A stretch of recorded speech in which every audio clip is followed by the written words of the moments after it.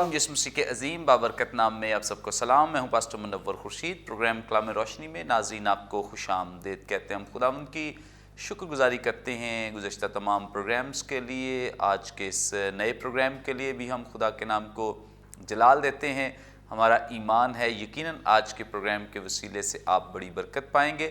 ناظرین، تیسرے سیزن کا آج پروگرام نمبر 170 ہے، جس میں ہم خدا کے کلام کی سچائیوں کو جانیں گے، سیکھیں گے، اور جن خدام نے آج ہمیں جوائن کیا ہے مختصراً تعارف ان کا آپ کے ساتھ کرواتے چلیں۔ ہمیں جوائن کیا ہے ریورنڈ روبن قمر صاحب نے، تھینک یو سو مچ، اور ان کے ساتھ ہمیں جوائن کیا ہے اینتھنی اعجاز لیمل صاحب نے، تھینک یو سو مچ۔ ناظرین، اس سے پہلے کہ ہم خدا کے کلام کی تلاوت کریں، میں ریکویسٹ کروں گا اینتھنی صاحب سے پلیز دعا میں رہنمائی کریں۔ آئیے ہم دعا کریں۔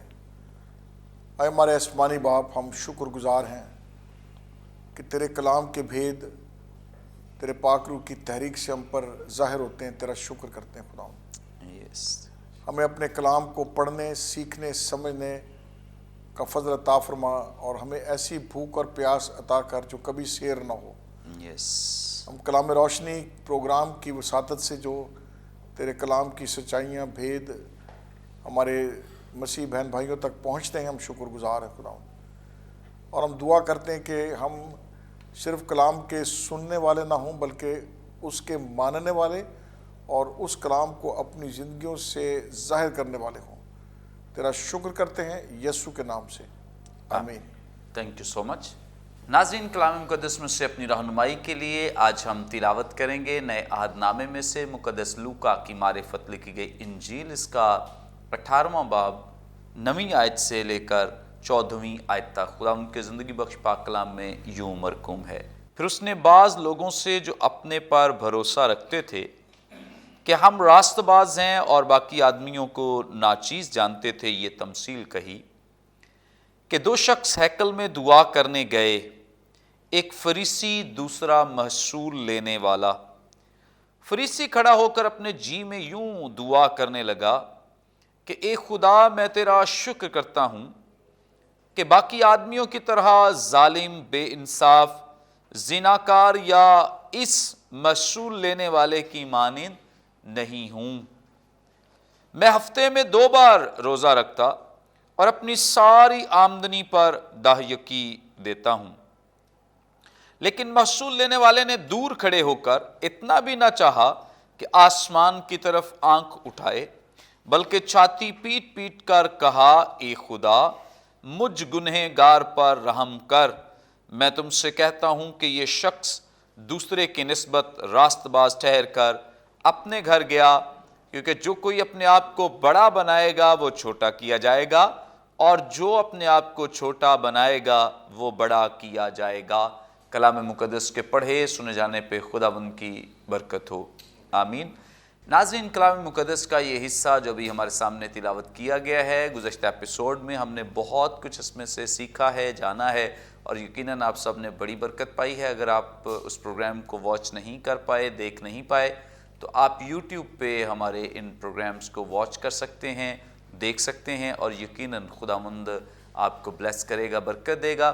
آج کے اس ایپیسوڈ میں یقیناً ہم اور مزید خدا کے کلام کی سچائیوں کو جانیں گے۔ فریسی کے رویے پر ایک دفعہ پھر ہم غور کریں گے، اور روبن قمر صاحب ہماری رہنمائی کریں گے، ہمیں سکھائیں گے۔ روبن صاحب، فریسی جو ہیں، خداوند یسوع مسیح نے ان کی جو دائیکی دینے کے بارے میں خاص طور پہ لوگوں کو بتایا بھی ہے کہ یہ کس کس طرح سے دائیکی دیتے ہیں، یا جو دائیکی دینا ہے اس کے پیچھے نیت کیا ہوتی ہے ان کی، یہ لوگوں کو کیا بتاتے، کیا سکھاتے ہیں۔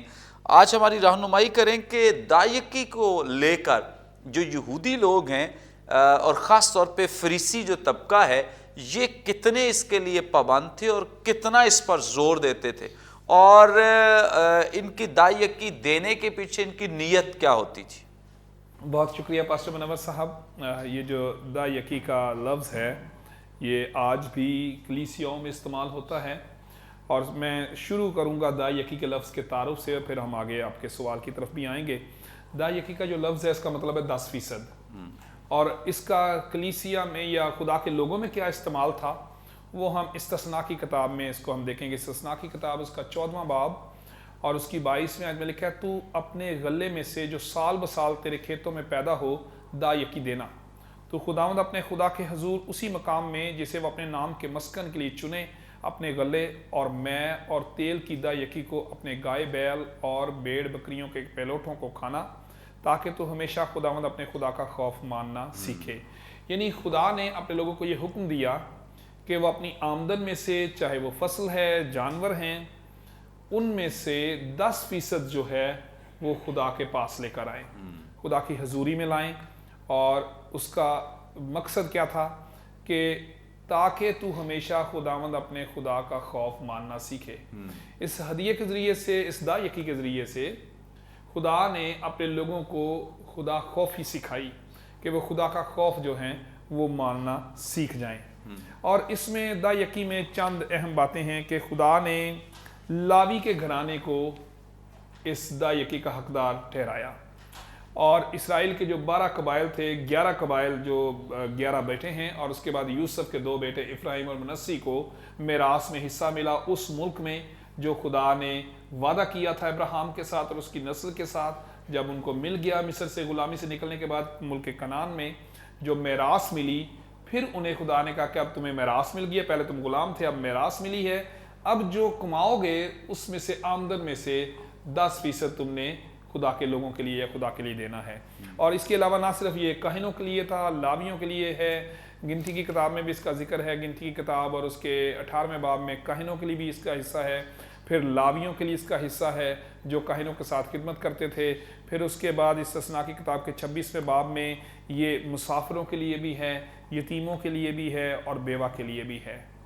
اور اس کے ذریعے سے خدا نے لوگوں کو سکھایا کہ وہ اپنی کمائی میں سے جو کچھ خدا نے برکت دی ہے ان میں سے دینا سیکھیں. اب واپس آتے ہیں سوال کی طرف کہ یہ لوگ کتنے پابند تھے. پرانے عہد نامے میں ہمیں ملاکی کی کتاب میں سے خدا کا ایک شکوہ یا شکایت ملتی ہے جو خدا نے اپنے لوگوں کے ساتھ کی. ملاکی کی کتاب اس کا 3 باب اور اس کی 8ویں آیت سے 10ویں آیت تک وہاں نے کہا کیا کوئی آدمی خدا کو ٹھگے گا, پر تم مجھے ٹھگتے ہو اور کہتے ہو کہ ہم نے کس بات میں خدا کو ٹھگا. دا یکی کے بارے میں خدا کی بات کر رہا ہے کہ دا یکی کے حوالے سے تم نے مجھے ٹھگا ہے. یعنی لوگ پورے طور پر نہیں دیتے تھے. ابھی ہم پچھلی قسط میں بات کر رہے تھے ٹیکس کی کہ کوئی بھی شخص ٹیکس نہیں دینا چاہتا. اسی طرح سے اور خاص طور پر پرانے عہد نامے میں ایک واقعہ بھی ہے کہ سلیمان کا بیٹا رہبام جب بادشاہ بنا تو لوگ اس سے یہ گلہ کرنے اور شکایت لے کر آئے کہ تیرے باپ نے بھی ہم پر بڑا ٹیکس لگایا تھا, تو اب تو ہم پر جو ٹیکس ہے وہ نرم کر دے. تو جوا سخت کیا ہوا تھا, تو وہ آ کر گلہ کرتے ہیں اور درخواست کرتے ہیں کہ اب تو ہم پر نرم کر دے. یعنی لوگ نہیں دینا چاہتے تھے, سخت ٹیکس ہوتے ہیں تو لوگ دینا نہیں چاہتے. اسی طرح سے دا یکی کے معاملے میں بھی لوگوں نے یہی اصول اپنا لیا کہ ٹیکس تو یہ ہے کہ ٹیکس تو گورنمنٹ کو دیتے ہیں, لیکن جو دا یکی ہے اس میں 3 اہم باتیں اس کے استعمال میں تھیں. یہ اسرائیل کی مذہبی, سیاسی اور معاشی نظام کی ضرورت کو پورا کرتا تھا. اب لوگ نہیں چاہتے تھے, آہستہ آہستہ وہ اس چیز سے دور ہوتے جا رہے تھے. دا یکی لوگ پہلے یہ سوچتے ہیں کہ پہلے ہم اپنا کام مکمل کریں, ہم اپنے اخراجات کو پورے کریں اور پھر اس کے بعد دیں گے. تو لوگ اس ذمہ داری سے دور ہوتے جا رہے تھے. دا یکی خدا کی طرف سے حکم تھا کہ دی جائے, لیکن لوگ اس سے کنارہ کشی کر رہے تھے, جو ملاکی کی کتاب میں واقع نظر آتا ہے. اور نئے عہد نامے میں اب ہم جاتے ہیں یسوع کے وقت کی طرف کہ یسوع کے وقت میں لوگ کیا کرتے تھے. یقیناً لوگ اس وقت بھی اسی طرح سے کر رہے ہوں گے, لیکن یہاں پر فریسی نے اپنی مثال دی ہے کہ میں پوری آمدنی پر دا یکی دیتا ہوں. خاص طور پر جب ہم مقدس لوکا کی انجیل کو دیکھتے ہیں تو اس میں اس نے کہا کہ اپنی ساری آمدنی پر دا یکی دیتا ہوں. بہت بڑا کلیم ہے. اور اگرچہ اس تمثیل میں فریسی کو تنقید کا نشانہ بنایا گیا ہے, اس کی جو سیلف کانفیڈنٹلی رائچیسنس ہے یا وہ اپنا سیلف کانفیڈنس ہے اس کا اپنی راست بازی پر, اس کی وجہ سے تنقید کا نشانہ بنایا گیا ہے. لیکن جو وہ کام بتا رہا ہے وہ اچھے ہیں.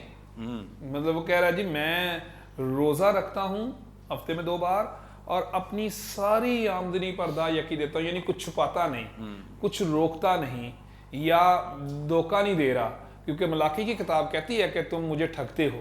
یعنی یہ ضرور عام یہ بات ہوگی کہ اس وقت لوگ جو ہیں وہ دا یکی میں خدا کو دھوکہ دینے کی کوشش کرتے ہوں گے.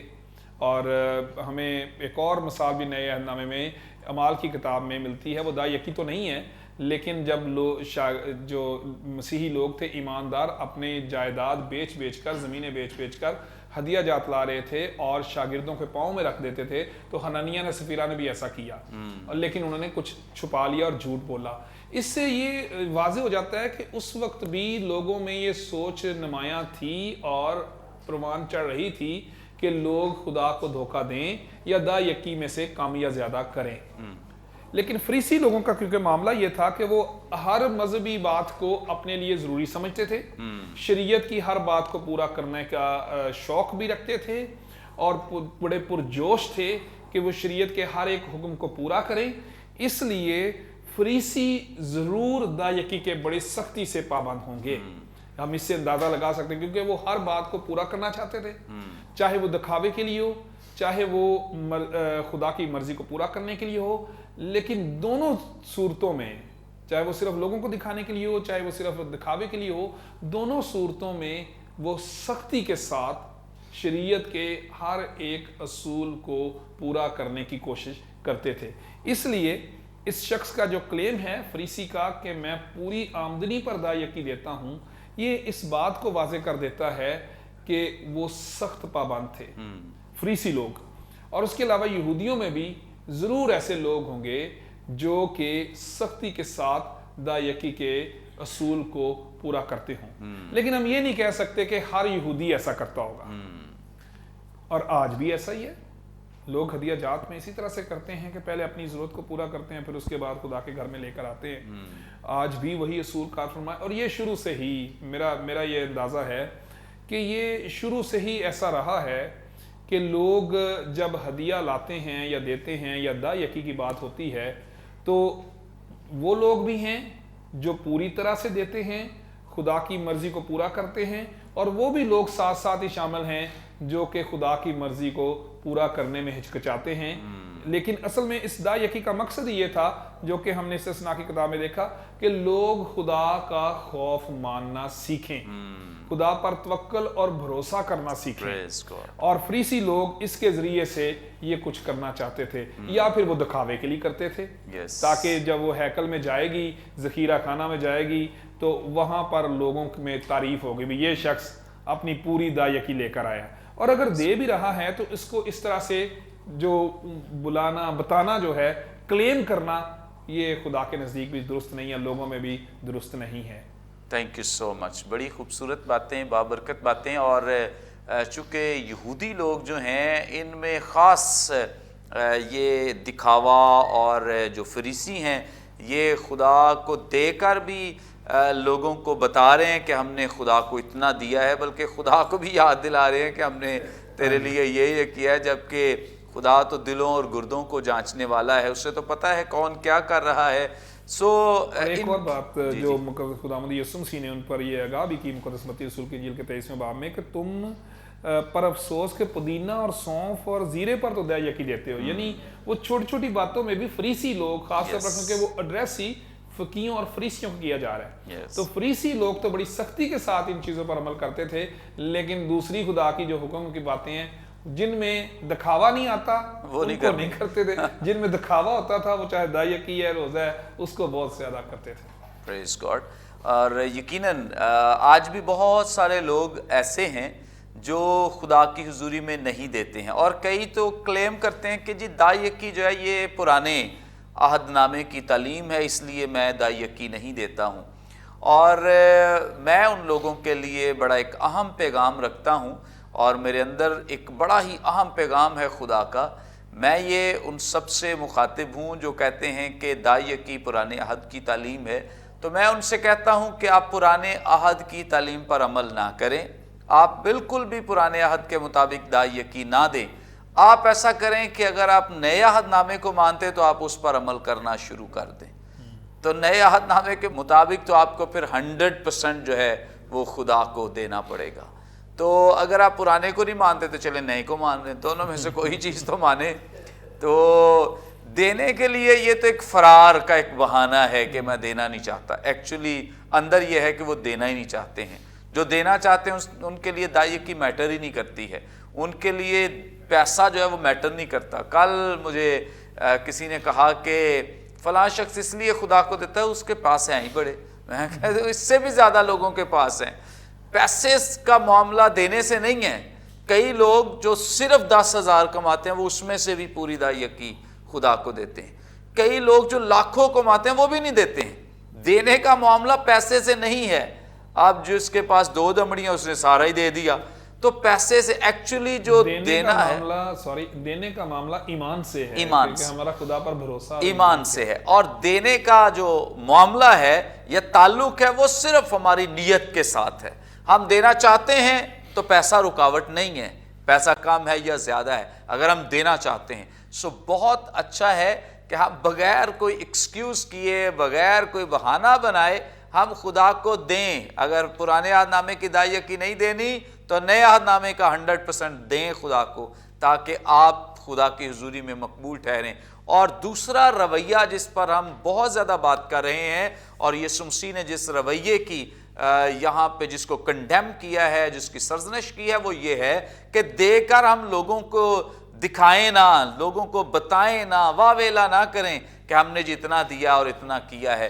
بہت اچھا ہے کہ دیں لیکن بڑی حلیمی اور فروتنی کے ساتھ. اور کئی بیچارے تو دے کر انتظار کرتے ہیں کیونکہ چرچز میں کلام سنایا جاتا ہے کہ دیں اور پھر دیکھیں خدا کیسے آپ کو برکت دیتا ہے.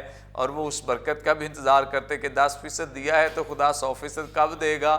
تو اس نیت کو بھی چھوڑ دیں کیونکہ دینا ہے یہ ہماری ڈیوٹی ہے, یہ ہمارا کام ہے. برکت دینا خدا کا کام ہے اور ضروری نہیں جو آپ برکت چاہ رہے ہیں وہی آپ کو ملے. یعنی پیسہ دے رہے ہیں تو پیسے کے بدلے میں پیسہ ہی ملے.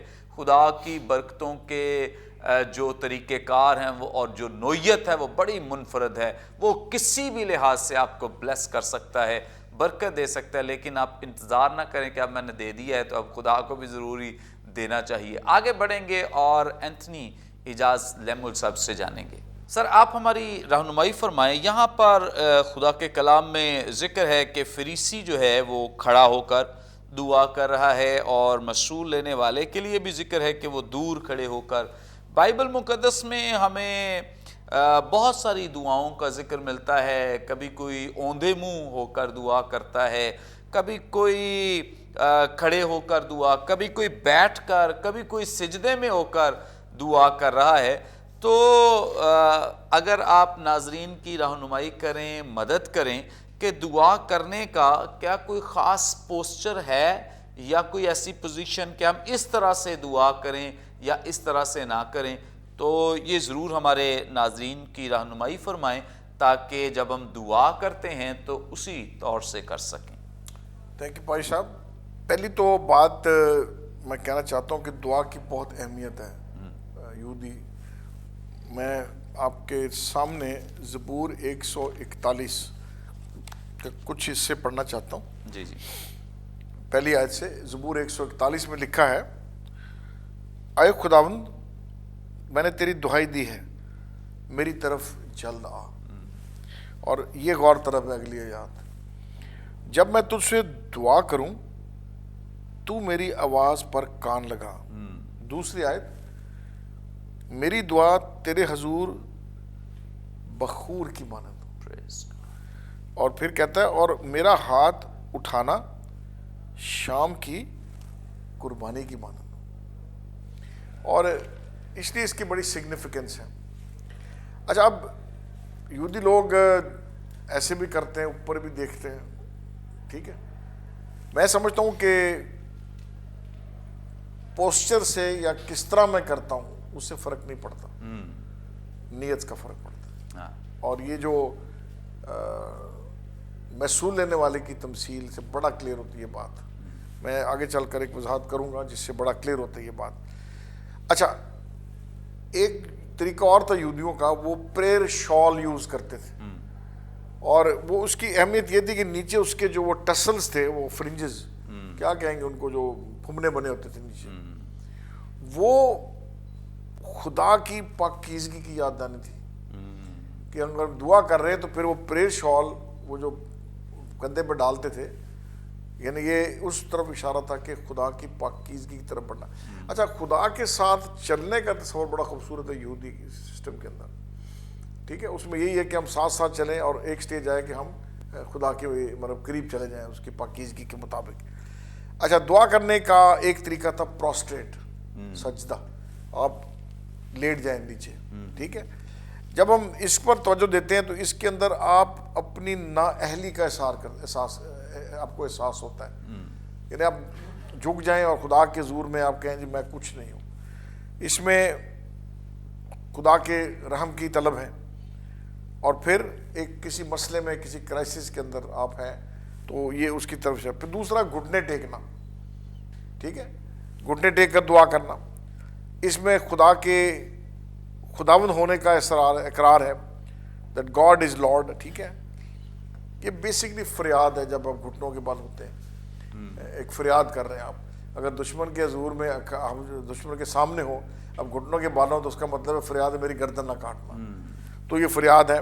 پھر یہ گھٹنا ٹیکنا ایک ہمبلنس ہے، عاجزی ہے، فروتنی نظر آتی ہے اس کے اندر. پھر جھکنا ہے، جھک کر دعا کرنا. اور جھکنے سے مراد بیسکلی تعظیم اور عزت کا اشارہ ہے، مطلب نشان ہے. اور پھر یہ ایک عبادت کی بھی ایک ایکسپریشن ہے. اچھا، موسٹ امپورٹنٹ چیز ہے کہ یہ ریئلائزیشن ہے. کسی نے کہا prayer is talking with God, دعا خدا کے ساتھ بات کرنا ہے. دیکھیں، یہ میری ذاتی ایمان ہے. آپ کا رخ یروشلم کی طرف ہے کہ نہیں ہے. ٹھیک ہے، آپ نے ہاتھ یوں کیے یا یوں کیے فرق نہیں پڑتا، جب تک میرے اندر اور میرے دل سے نیت سے میں خدا کے حضور میں نہ چھوڑوں. خدا نیتوں کو جانتا ہے، خدا نیتوں کو پڑھتا ہے. سو پوسٹ سے فرق نہیں پڑتا. کئی لوگ، میں ایک لاہور سے باہر ایک چرچ میں گیا، اس شخص کو ملنا مانگ رہا تھا. میں عبارت ختم ہوئی، وہ اندر آلٹر پہ جا کے گھٹنے ٹیک کے وہ پونا گھنٹہ وہاں پہ رہا. میں انتظار کرتا رہا باہر. اب میں ایک کسی اور کو ملنے گیا، ٹائم 9 بجے کا تھا. وہ پتہ لگا جی 11 بجے نیچے آئیں گے، وہ دعا کر رہے تھے. میں تھوڑا ناراض ہوا. میں نے کہا دعا کا ٹائم صبح 4-5 بجے، ابھی تو کاروبار شروع ہو چکا ہوا ہے، تو آپ 11 بجے دعا کر کے آ رہے ہیں. ٹھیک ہے، تو یہ ایک مطلب دکھاوا ہے. تو ضرور پوسچرز کے اندر آپ کی نیت کا اظہار ہے. آپ بادشاہ کے سامنے جاتے ہیں، جھکتے ہیں، آپ سے مطلب رسپیکٹ دیتے ہیں. تو یہ خدا ہی ہے، تو اس کے اندر جھکنا. اچھا، اب میں جو دعا کا جو اثر ہے 14ویں آیت میں لوکا کی انجیل، بڑی دلچسپ ہے. یہ میں دیکھنا چاہتا ہوں آپ کے ساتھ. یہاں لکھا ہے میں تم سے کہتا ہوں. ٹھیک ہے، کہ دوسرے کی نسبت. یہاں پر تھوڑا سا گریک گرامر کے نقطہ نظر سے جب ہم فریسی کی بات کرتے ہیں تو جو لفظ استعمال ہوا ہے گریک کا اور جو پارٹیکل ساتھ لگا ہے، اس سے یہ احساس یہ خیال آتا ہے کیا یہ راست باز ہے، کیا اس کی راست بازی ہے، کوشچن ہے. لیکن جب ہم اس کے محصول لینے والے کے دیکھتے ہیں تو جو گریک کے ساتھ پارٹیکل لفظ کے ساتھ لکھا ہے، اس کا مطلب ہے یہ راست باز ہے. یہ بہت بڑی بات ہے. اور میں سمجھتا ہوں کہ جب ہم خدا کے حضور دعا کرتے ہیں تو ہم مطلب اکثر ہم دعا کو سیریس نہیں لیتے. یہ بڑے افسوس کی بات ہے.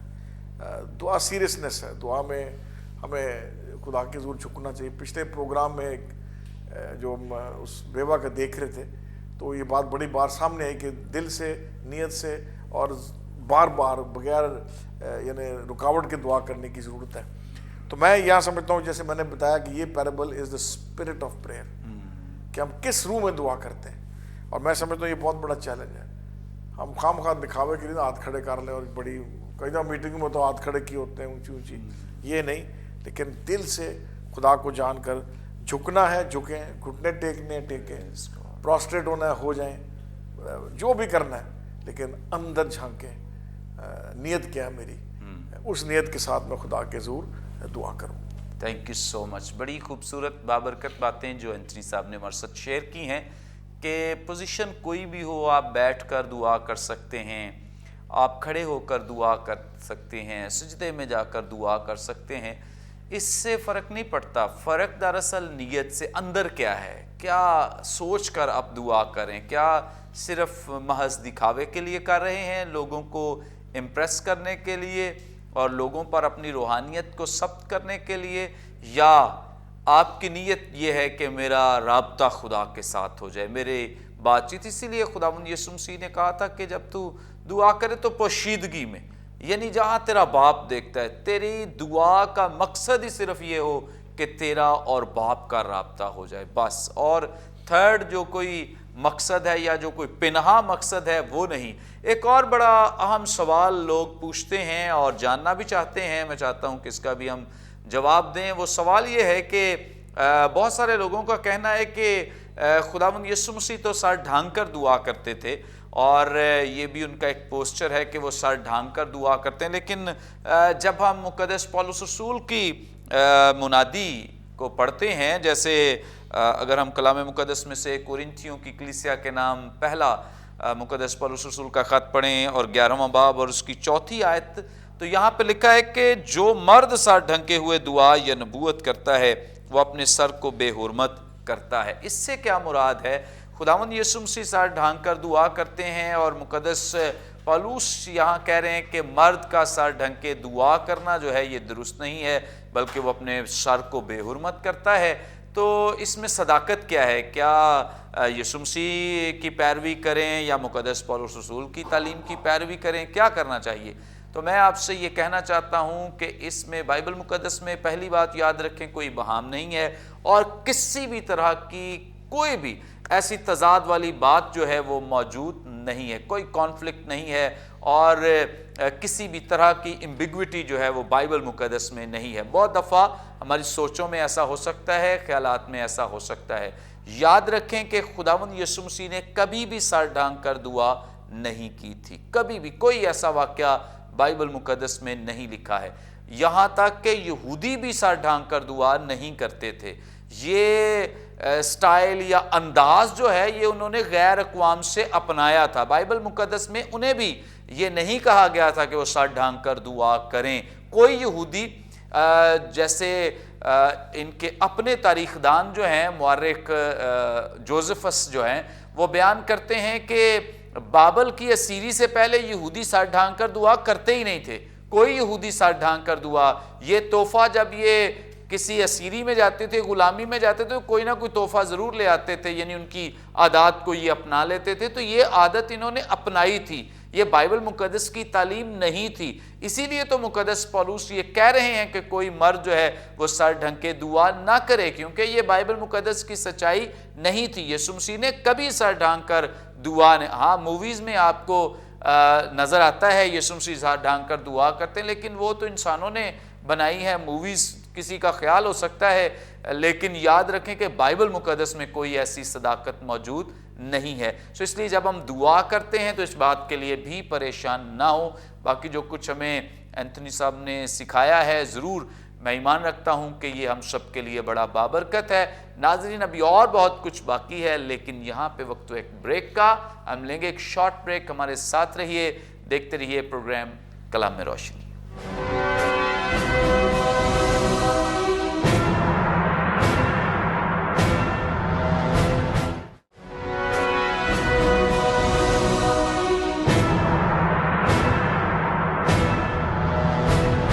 ویلکم بیک ناظرین, آپ دیکھ رہے ہیں پروگرام کلام میں روشنی. بریک پر جانے سے پہلے بڑی خوبصورت بابرکت باتیں جو خدا ان کے خدام ہمارے ساتھ شیئر کر رہے تھے. آگے بڑھیں گے, ریورنڈ روبن قمر صاحب سے جانیں گے. قمر صاحب آپ ہماری رہنمائی کریں. خدا ان کے کلام میں مقدس یوحنا رسول کی معرفت لکھے گئے انجیلی بیان میں بیان کرتے ہیں, 9ویں باب کی 31ویں آیت میں لکھا ہے کہ خدا گنہگاروں کی نہیں سنتا. اچھا, ایک اصول ہمارے پاس یہ موجود ہے کہ خدا گنہگاروں کی نہیں سنتا.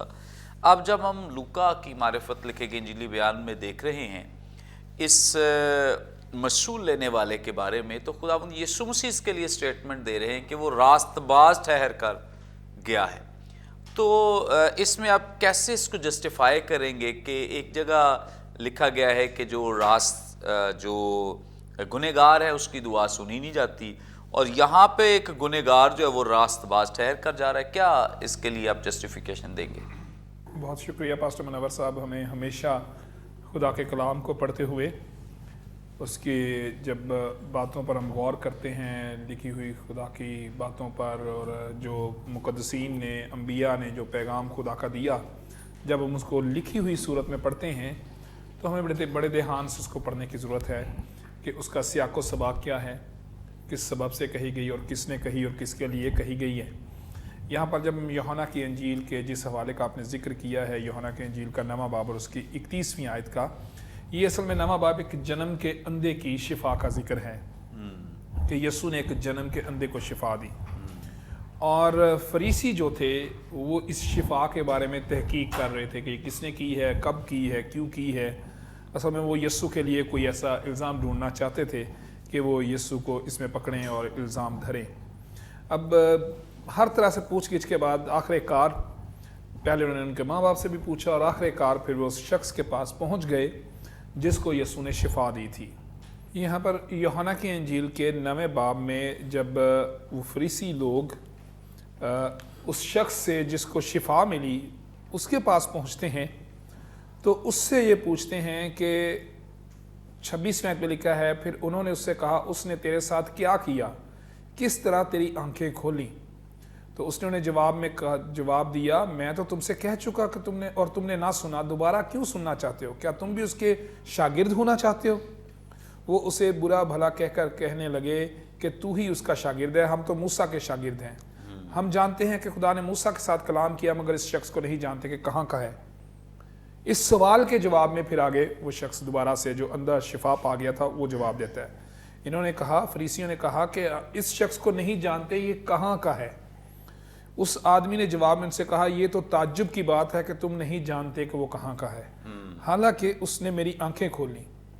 ہم جانتے ہیں کہ خدا گناہ گاروں کی نہیں سنتا، لیکن اگر کوئی خدا پرست ہو اور اس کی مرضی پر چلے تو وہ اس کی سنتا ہے. یوحنا اس جنم کے اندھے کی بات کر رہا ہے جو کہ اس وقت ایک یہودیوں کا عقیدہ بن چکا تھا، ان کی سوچ بن چکی تھی کہ خدا گناہ گاروں سے نفرت کرتا ہے، خدا غیر قوموں سے نفرت کرتا ہے، خدا صرف اسرائیل سے پیار کرتا ہے، یہودیوں سے پیار کرتا ہے، انہی میں سے وہ مقدسین کو چنتا ہے، انہی میں سے نبی چنتا ہے، انہی کے وسیلے سے برکت ملتی ہے، انہی سے نبوت ہوتی ہے. تو یہاں پر ان لوگوں نے یسوع کے الہی ہونے پر جب فریسی لوگوں نے اعتراض کیا اور یہ بھی کہہ دیا کہ ہم نہیں جانتے کہ وہ کہاں کا ہے، تو پھر اس شخص نے جواب میں یہ کہا کہ ہم جانتے ہیں کہ خدا گناہ گاروں کی نہیں سنتا. یعنی وہ اپنے بارے میں، یوحنا اس شخص کی بات کو بتا رہا ہے کہ ہم جانتے ہیں کہ خدا گناہ گاروں کو نہیں سنتا. یعنی اسرائیلی لوگ، یہودی لوگ یہ سوچ رکھتے ہیں کہ خدا گناہ گاروں کو نہیں سنتا. لیکن خدا کے کلام میں خدا کے کردار کو یا بائبل کے خدا کو درست طریقے کے ساتھ سمجھنے کی ضرورت ہے کہ بائبل کا خدا کیسا ہے، کون ہے، اور وہ کس طرح سے دنیا میں لوگوں کے ساتھ، گناہ گاروں کے ساتھ پیش آتا ہے. زبور 103 اور اس کی 8ویں اور 9ویں آیت میں لکھا ہے، خداوند رحیم و کریم ہے، قہر کرنے میں دھیما اور شفقت میں غنی، وہ سدا جھڑکتا نہ رہے گا، وہ ہمیشہ غضبناک نہ رہے گا. پھر اس کے بعد خروج کی کتاب اس کا 34واں باب اس کی 6 آیت میں خدا خود اپنے بارے میں کہتا ہے، خداوند اس کے آگے سے یہ پکارتے ہوئے گزرا، خداوند خداوند خدائے رحیم اور مہربان، قہر کرنے میں دھیما اور شفقت اور وفا میں غنی، ہزاروں پر فضل کرنے والا، گناہ اور تقصیر اور خطا کا بخشنے والا، لیکن وہ مجرم کو ہرگز بری نہ کرے گا. یہاں سے اس آیت سے ہم خدا کے بارے میں کچھ سیکھنے کی کوشش کرتے ہیں. خدا رحیم ہے، کریم ہے، قہر کرنے میں دھیما اور شفقت میں غنی ہے، معاف کرنے والا خدا ہے، گناہوں کو معاف کرنے والا خدا ہے اور ہزاروں پر فضل کرنے والا ہے، لیکن وہ مجرم کو ہرگز بری نہ کرے گا. اس کے ساتھ ساتھ وہ عادل خدا بھی ہے، عدل کرنے والا، انصاف کرنے والا خدا بھی ہے. خدا گناہ گاروں کی عدالت کرتا ہے، لیکن خدا گناہ گاروں سے پیار بھی کرتا ہے. اور خاص طور پر یہ آج کیونکہ ہم اس حوالے میں سے جو مرکزی کردار ہے وہ محصول لینے والا ہے جس کو خدا نے راست باز ٹھہرایا، اس شخص کے بارے میں اگر ہم جانیں تو ہم نے انجیل مقدس میں 2 ایسے حوالہ جات کو پایا ہے جس میں دونوں دفعہ محصول لینے والے ہیں، جو کہ گناہگار ہیں، جو کہ قابل نفرت ہیں، جو کہ غیر قوموں کے برابر ہیں، کسبیوں کے برابر ہیں، لیکن یسوع ان کو بچاتا اور بلاتا ہے۔ اور اس میں خاص طور پر 2 حوالے ہیں مقدس متی کی انجیل 9 باب میں، مقدس متی کے پاس جب ہیں تو اس وقت یسوع نے کہا، لوگوں نے کہا تمہارا استاد محصول لینے والوں اور گناہگاروں کے ساتھ کیوں کھاتا ہے؟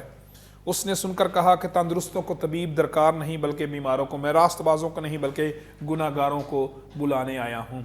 پھر اس کے بعد زکئی کے معاملے میں یسوع نے کہا ابن آدم کھوئے ہوئوں کو ڈھونڈنے اور نجات دینے ہیں۔ دونوں ٹیکس کلیکٹر ہیں، معاشرے میں قابل نفرت ہیں، لیکن یسوع کے لیے یہ ایک بڑی ہی اہم بات ہے کہ وہ گناہگاروں کے لیے آیا، راست بازوں کے لیے نہیں بلکہ گناہگاروں کے لیے۔ اور یہ شخص جو فریسی ہے یہ اپنے آپ کو اس تمثیل میں راست باز ثابت کرنے کی کوشش کر رہا ہے، اور جو محصول لینے والا ہے دور کھڑا ہے۔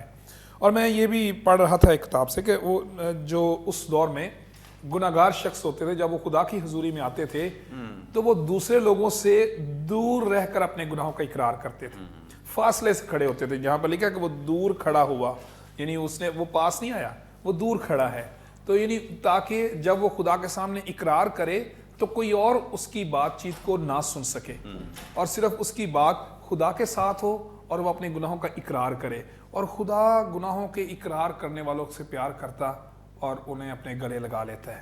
بہت سی مقدس لوکا کی انجیل میں ہمیں 15ویں باب میں تماثیل ملتی ہیں جو کہ یہی کچھ سکھاتی ہیں کہ خدا گناہگاروں سے پیار کرتا ہے اور بلاتا ہے، راہ دیکھتا ہے گناہگاروں کا، اور گناہگاروں کا انتظار کرتا ہے کہ وہ اس کے پاس آئیں اور اس سے برکت پائیں۔ یونا کی کتاب میں یونا نے جب نینوا میں جا کر منادی کی تو اس کے بارے میں جب خدا کو رحم آ گیا، خدا نے انہیں معاف کر دیا تو یونا ناراض ہو گیا۔ یونا کی کتاب اس کے 4 باب میں یونا نے کہا، اس نے خداوند سے یوں دعا کی، اے خداوند جب میں اپنے وطن ہی میں تھا اور ترسیس کو بھاگنے والا تھا تو کیا میں نے یہی نہ کہا تھا؟ میں جانتا تھا کہ تو رحیم و کریم خدا ہے جو قہر کرنے میں دھیما اور شفقت میں غنی ہے اور عذاب نازل کرنے سے باز رہتا ہے۔ یونا نے اس بات کا اقرار کیا جب خدا نے بہت گناہگاروں کو معاف کر دیا۔ بڑا ظلم تھا نینوا کے لوگ بڑے ظالم تھے اور ان کے ظلم کا تجربہ اسرائیل کر چکا تھا، اس لیے نفرت یونا کرتا ہے، اور یونا سمجھتا ہے کہ یہ گناہگار ہیں تو خدا ان کی نہیں سنے گا، یا خدا ان کی نہ سنے، خدا ان کی دعا کا جواب یا ان کی معافی کا جواب رحم سے نہ دے، لیکن خدا نے انہیں معاف کیا اور یونا اس کا پھر اقرار کرتا ہے۔ ان ساری باتوں کے بعد ہم اس نتیجے پر پہنچتے ہیں کہ یہ جو یوحنا کی انجیل کے 9 باب کی 31ویں آیت ہے وہ یہودیوں کی سوچ ہے کہ وہ یہ سمجھتے ہیں کہ خدا گناہگاروں کی نہیں سنتا اور نہ وہ گناہگاروں سے پیار کرتا ہے، لیکن خدا کا کردار جو ہے، بائبل کے خدا کا کردار جو ہے وہ ایک مختلف انداز میں انسانوں کے سامنے آتا ہے۔ دنیا کے سامنے خدا کا ایک خوبصورت جو منظر ہے، خدا کا خوبصورت کردار جو ہے وہ نظر آ جاتا ہے کہ خدا رحم کرنے والا خدا ہے، قہر کرنے میں دھیما اور شفقت میں غنی، گناہوں تقصیروں کو معاف کرنے والا، خطاؤں کو معاف کرنے والا خدا ہے، اور وہ گناہگاروں کی بھی سنتا ہے، اور جب گناہگار اس کے پاس آتے ہیں ان کو معاف کرتا ہے۔ لیکن اسی خروج کی کتاب میں خدا نے خود یہ کہا کہ وہ مجرم کو ہرگز بری نہ کرے گا، یعنی جو گناہوں کی معافی نہیں مانگتا، گناہوں کا اقرار نہیں کرتا، خدا کی نظر میں وہ مجرم ہے، اور جو خداوند یسوع مسیح کے پاس نہیں آتا اور خداوند یسوع مسیح کی راست بازی کو نہیں لے لیتا وہ خدا کے نزدیک مجرم ہے۔ اور یوحنا کے انجیل میں اس بات کو پیش کیا گیا ہے کہ جو اس پر ایمان نہیں لاتا اس پر سزا کا حکم ہو چکا۔ اس میں انگلش ورژن میں already condemned، یعنی جو بھی انسان اس دنیا میں آیا ہے وہ سزا کے ساتھ آیا ہے، اور صرف انسانوں کے پاس، اس دنیا کے پاس یسوع ہی واحد وسیلہ ہے جو انسان کو راست باز ٹھہرا سکتا ہے۔ انسان اپنی کوشش سے راست باز نہیں ٹھہر سکتا، یسوع کے وسیلے سے ہی انسان گناہوں کی معافی پاتا ہے، اور خدا کا یہ منصوبہ ہے کہ انسان اس کے پاس آئے اور گناہوں کی معافی پائے۔ پریز گاڈ، تھینک یو سو مچ۔ بڑی خوبصورت اور بابرکت باتیں جو خدا ان کے خادم نے مرسد شیئر کی ہیں، اور خدا کا رویہ جو ہے وہ سب کے لیے، چاہے کوئی گنہگار ہے یا کوئی راست باز ہے، وہ سب کی دعاؤں کو سنتا ہے۔ لیکن ایک بات ہمیشہ ہمارے ذہن میں رہنی چاہیے کہ گنہگار کی دعا جو ہے وہ توبہ کے لیے، سنی جا رہی ہے۔ یہاں بھی اس نے جو اپنے گناہوں کا اقرار کیا ہے، گنہگار ہونے کو اس نے پیش کیا ہے، اس کا مطلب یہ ہے کہ اس کی زندگی اب تبدیل ہو گئی ہے۔ اگر کوئی ویسے ہی روٹین میں گنہگار ہے یا غلط کام کرتا ہے، خرابیاں کرتا ہے اور کوئی نشہ کرتا ہے یا کوئی اور بھی خرابی کرتا ہے اور پھر وہ سمجھے کہ میں تو خدا سے جی کچھ بھی مانگوں تو مجھے مل جاتا ہے، تو خدا ایسے لوگوں کی بھی نہیں سنتا۔ کوئی یہ سمجھے کہ جی میں دیکھیں جی چرچ بھی نہیں جاتا ہوں، میں دعا بھی نہیں کبھی کرتا ہوں، لیکن جب بھی میں خدا سے کچھ کہوں وہ خدا میری سن لیتا ہے، تو یاد رکھیں کہ ان لوگوں کی جو سننے والا ہے وہ زمین پر ہے، جو ان کی ان دعاؤں کو سن کر جواب دیتا ہے، لیکن آسمانی خدا ایسی دعاؤں کا جواب نہیں دیتا ہے۔ آسمانی خدا ہر اس گنہگار سے جو اس سے دور ہے، وہ چاہتا ہے کہ وہ اس کے پاس آ جائے، وہ پیار کرتا ہے، معاف کرنے کے لیے تیار ہے، بحال کرنے کے لیے تیار ہے، ریسٹور کرنے کے لیے تیار ہے، لیکن وہ گنہگار کو گنہگار رہنے نہیں دیتا، نہ ہی اس کی خوشنودی ہے اور نہ ہی وہ چاہتا ہے کہ کوئی گنہگار جو ہے وہ اسی حالت میں گرا رہے۔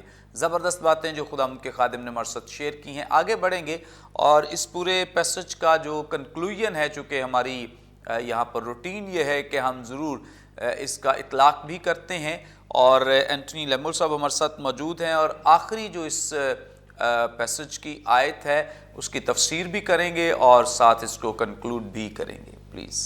اچھا، یہ 14ویں آیت ہے اور سٹارٹ ہوتی ہے اس طرح، میں تم سے سچ کہتا ہوں۔ ٹھیک ہے، میں آپ کو ایک اور اگزامپل دیتا ہوں، بہت سارے ہیں، میں چند ایک دے رہا ہوں۔ یوحنا کی انجیل 3 باب میں جب نکودیمس سے گفتگو ہے تو تیسری آیت میں یسوع نے جواب دیا، وہ لکھا کہ میں تجھ سے سچ کہتا ہوں۔ اس طریقے سے لوکا کی انجیل میں جب وہ ڈاکو کو جو مصلوب ہوا، میں تجھ سے سچ کہتا ہوں۔ بات یہ کہ یہ چونکہ میں نے ایک پروگرام میں ذکر کیا کہ یہ ساری بات چیت آرامی زبان میں ہے، اس کا ترجمہ اس کو گریک میں لکھا گیا، یونانی میں، لیکن آرامی زبان استعمال ہو رہی ہے۔ اب یہ جملہ جو ہے، میں تم سے سچ کہتا ہوں یا میں تم سے کہتا ہوں، آرامی زبان کے دستور کے مطابق، اس کے اصول کے مطابق اس کا یہ مطلب ہے کہ یہ جو جملہ کہا جا رہا ہے اس کے بعد جو بات ہے وہ بڑی امپورٹنٹ ہے، وہ بڑی اہمیت رکھنے والی بات ہے، پتھر پہ لکیر ہے، گہری بات ہے، ایک خوبصورت تصور آ رہا ہے، یہ اس کا مطلب ہے۔ اب دیکھیے اس کے بعد یسوع فرماتے ہیں، میں کہتا ہوں کہ یہ شخص دوسرے کی نسبت راست باز ٹھہرا اور اپنے گھر گیا۔ راست باز ٹھہرایا یعنی بڑی گہری بات ہے یہ، ٹھیک ہے۔ اس کے نیت کے باعث، اس کے ایٹیٹیوڈ کے باعث، اس کے اپنے غلطی اور گناہ کے احساس کے باعث یہ فریسی کی نسبتاً راست باز ٹھہر جاتا ہے یسوع مسیح کے مطابق۔ اچھا، یہ جملہ، یہ جو اگلی آیت ہے، جو اگلا حصہ ہے، کیونکہ میں جو کوئی اپنے آپ کو بڑا بنائے گا وہ چھوٹا کیا جائے گا، اور جو اپنے آپ کو چھوٹا بنائے گا بڑا کیا جائے گا۔ یہ پروورب ہے بیسیکلی، مثل کہیں گے تو یہ یہودی استعمال کرتے تھے اس کو، اور یہ ریپیٹڈ ہے۔ میں چند ایک حوالے نوٹ کیے ہیں، لوکا 14:11 میں بھی یہی لکھا ہوا ہے، متی 23 میں 12 باب میں 23 میں فریسیوں کے برخلاف یسوع مسیح تعلیم دیتے ہیں۔ تو اس کا یہ مطلب بیسیکلی یہ بار بار یہ عام استعمال میں تھا محاورہ، یہ مثل استعمال میں تھی لوگوں کے، اور یسوع نے اسی روزمرہ کی مثل کو استعمال کیا ہے اس بیک گراؤنڈ کے اندر کہ جناب جو بہت اپنے آپ کو بہت چودھری شو کرے گا تو اس کی چودھرات ختم ہو جائے گی۔ دوسرے معنوں میں ایک میسج آف ہیوملٹی ہے، ایک میسج آف ہمبلنس ہے۔ اب ادھر جو بات جسٹیفائڈ کرتا ہے، جس کے لیے راست باز استعمال کیا اردو میں، یہ صرف انجیل میں استعمال ہوا ہے۔ یہی لفظ پولوس استعمال کرتا ہے اپنے خطوط میں، لیکن اس کے کانٹیکسٹ فرق ہے۔ سو یہ ایک بڑی امپورٹنٹ بات ہے۔ اب جو سبق میں سمجھتا ہوں اس ساری اس تمثیل کے اندر، کمپیریزن جو دونوں کا، محصول لینے والے کا اور اس گنہگار गुनहगार महसूल लेने वाले का और फरीसी का जो इसमें हमें नजर आता है। पहली बात यह है, एक सबक हम जो सीखते हैं, हम अपने आप को एग्जॉल्ट ना करें, यानी अपने आप को ऐसे ऊंचा ना शो करें। कई दफ़ा हम इतने फंक्शन अटेंड करते हैं और कई दफ़ा आप लेट आते हैं, आप एक्सपेक्ट करते हैं कि आपको आगे बिठाया जाए, अब सीट नहीं है, आप नाराज होकर छोड़ के चले जाते हैं। मेरा मतलब ये तो मकसद नहीं है, ये रवैया दुरुस्त नहीं है, ठीक है। समटाइम्स ये मेरे साथ हुआ है, मैंने एक प्रोग्राम में हम बैठे हुए थे, वो ज़बरदस्ती आगे बैठ गए। अल्टीमेटली जो ऑर्गेनाइजर वो खामोशी से आए कि सर प्लीज़ मेहरबानी से ये कुर्सियाँ खाली कर, पीछे चले जाए, आप पीछे आ जाए। तो एम्बेरसमेंट है एक्चुअली। देखें, एक और जो मेरे ख्याल लूका वाले वो कहता है कि तू जब किसी शादी में जाए खाम खा आगे ना जाके बैठ जा, don't show your self that you should be exalted. ये इसका मतलब है खाम खा इज्जत, ठीक है, इज्जत अपनी जगह है, बट अननेसेसरी अपने आप को चौधरी बना के आप अपने आप को शो करो and I should be respected. मैं कहना नहीं चाहता, एक मुझे किसी जनाजे में थे और उधर भी वो एक इशू बना कि जनाब सीट आगे मिलनी चाहिए थी। बात ये तो मतलब गलत बात है ना। और मैं समझता हूँ कि यीशु मसीह की तालीम में सेल्फ एग्जॉल्टेशन, शख्सी तौर पर अपने आप को ऊंचा करना, ये दुरुस्त नहीं है। ये कलाम की तालीम नहीं है, ना यीशु की तालीम है। यीशु जो खुद वो हस्ती थी जो अपने आप को खादम बन के दिखाया उसने। तो पहला सबक मैं समझता हूँ, we should never exalt ourselves. दूसरी बात जो उसमें सीखते हैं हम नेवर, वो ये है कि अगर हम अपने आप को खुदा की नज़रों में देखें, खुदा की नज़रों से देखें, तो देन वी फील स्मॉल। पर अगर हमने शीशे में खड़े होकर अपने आप को देखना तो फिर हम चौधरी हैं। इसका ये बेसिक मतलब है कि we should see who we are.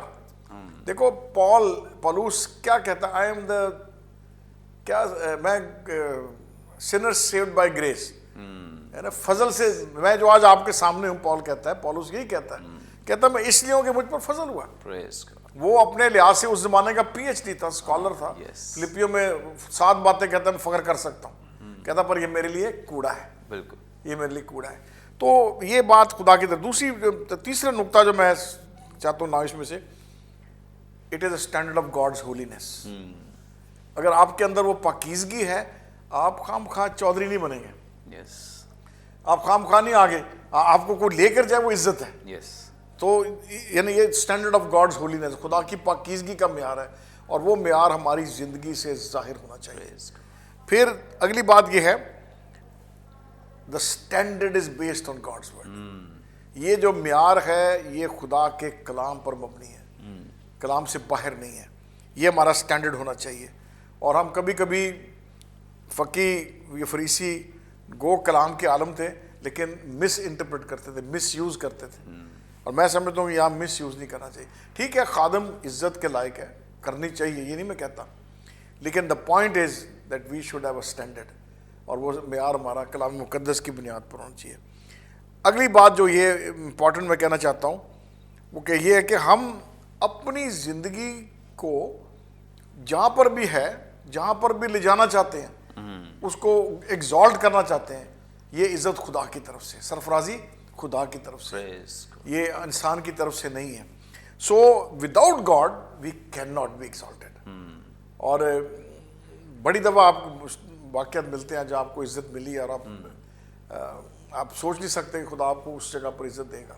तो ये खुदा की तरफ से। सो लेट अस रिमेंबर, हम अपने आप को खामखा एग्जॉल्ट ना करें, खामखा शो ना करें कि हम बहुत बड़े हैं। हम एक फ़रोतनी और आजी का एक रवैया अख्तियार करें। Praise God, thank you so much.